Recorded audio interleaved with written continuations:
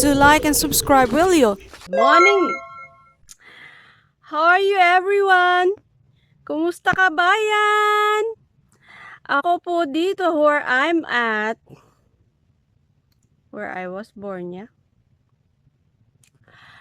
Ay may tinatawag po silang habagat. It's a very strong winds. Tapos, may dala-dala pong madalas na ambon.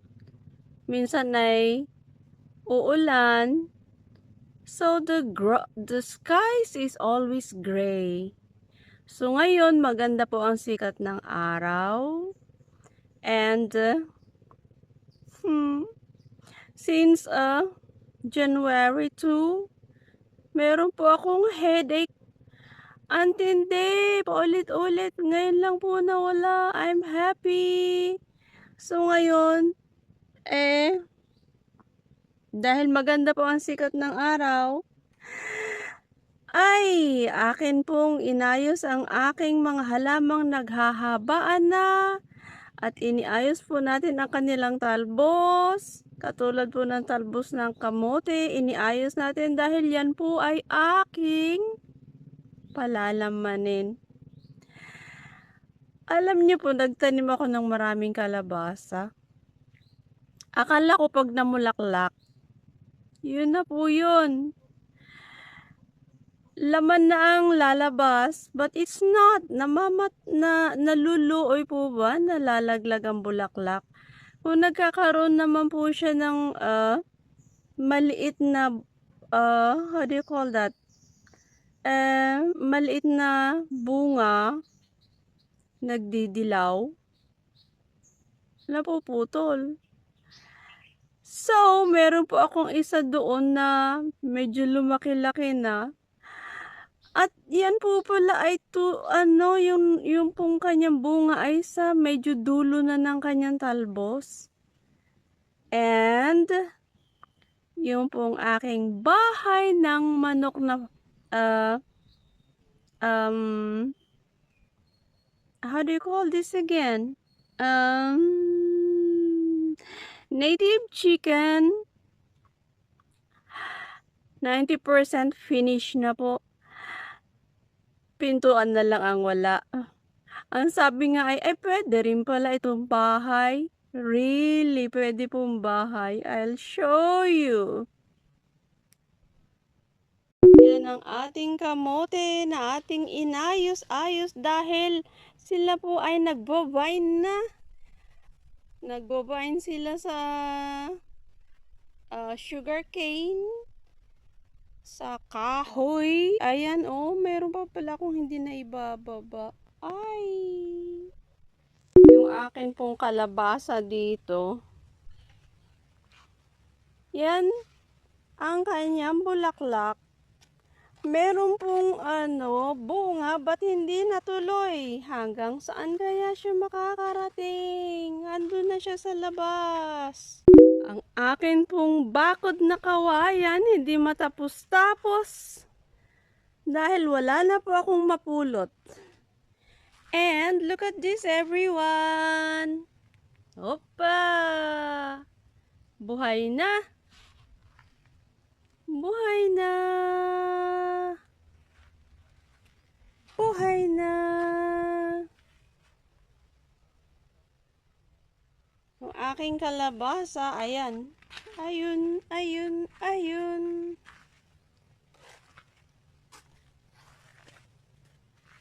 May mint. Malaguna. Ang tawag daw po nila dito niyan ay in Tagalog, herba buena. Ang Laguna. Ito pa ang isa.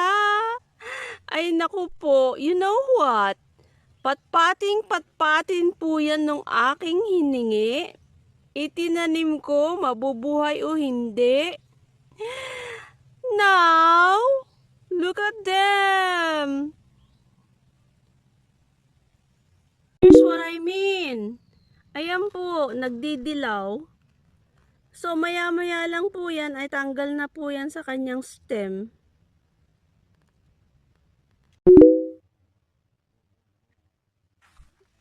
Pupuntahan naman po natin ang bahay ng manok na ating native chicken.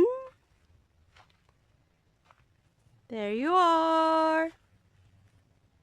Ang pintuan, hindi pa po nagagawa. Ito po ay panglagay sa aking lutuan dahil medyo may tulo. Here yung bahay ng manok. Malaki po siya. Malaki-laki. Malaki-laki.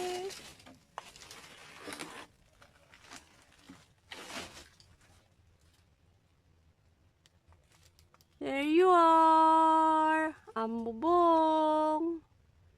Yan, para hindi makalabas ang mga manok. Ay, matatalino po pala ang native chicken eh. I'll bring you outside. Daan tayo, daan.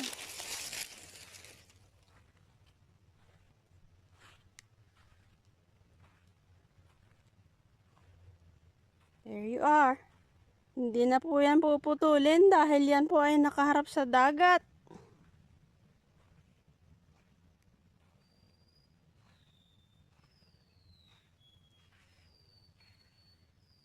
Yan. As you may know, yan po ang aking 45 days chicken chicks house pen. So, hahabaan po natin yan para sa 16 days and above hanggang mag 45 days chicken. Yung pahaba na yan. Ito po yung aking project. Binabakuran ko po ba? Para hindi siya madaling daanan. Dahil ang daan po ay doon. Yan ang ating mga ililipat na manok. Ayan sila, may dalawang inahin. The other one, where are you? Ayun, si isang inahin. Gagawan po natin yan ng pahingahan. Cottage po baga. Medyo cottage, ganyan. Harap po ng dagat.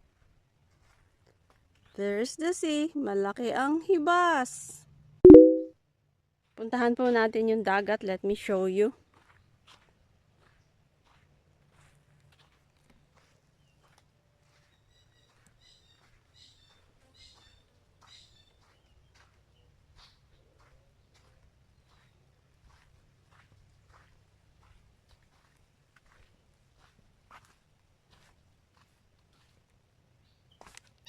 Even this one, tatayuan po natin ito ng maliit na kubo-kubo para po sa lalagyanan ng mga lambat. There's the sea. Ang laki ng hibas. Hoppa!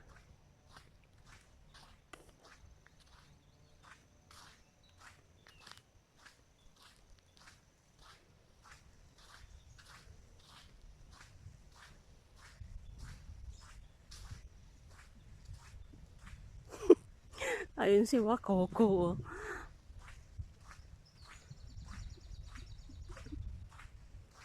Andun si Jasper, oh. Ayun siya. Hey, Wako!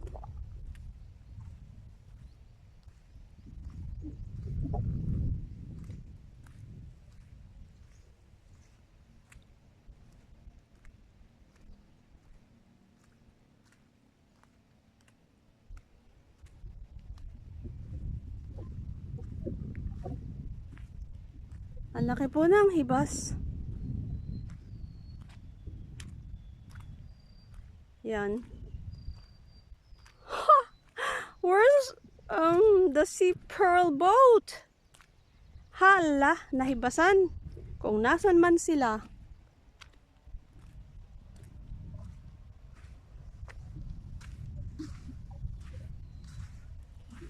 Wakoe. Wakuya. Wakoko. Wakoya. Happy to tell you Nakapagpabunga po ako ng kalabasa. Yeah, masaya. I'll show you.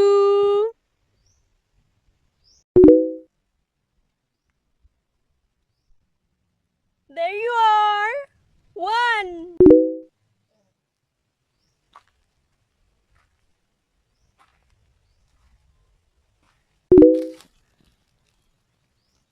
Two. Marami pong mga bubot. I just hope na magtuloy-tuloy po silang lumaki. The biggest one.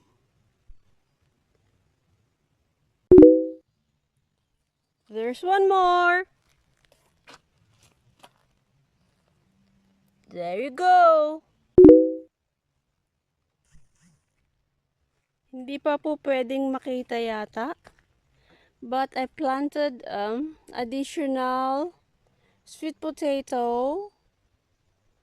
Dahil ito po ay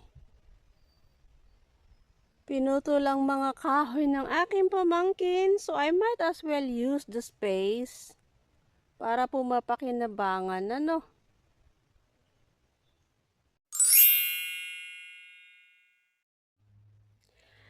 Happy to tell you, 100% na pong functional ang ating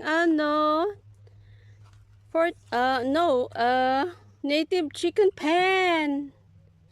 Ayan sila.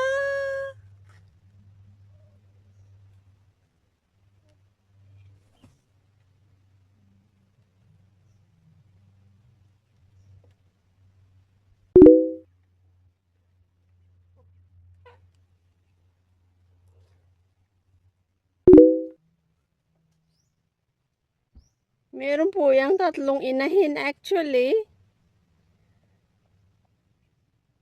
Can't wait for their eggs. See you on the next video. And have a productive day ahead.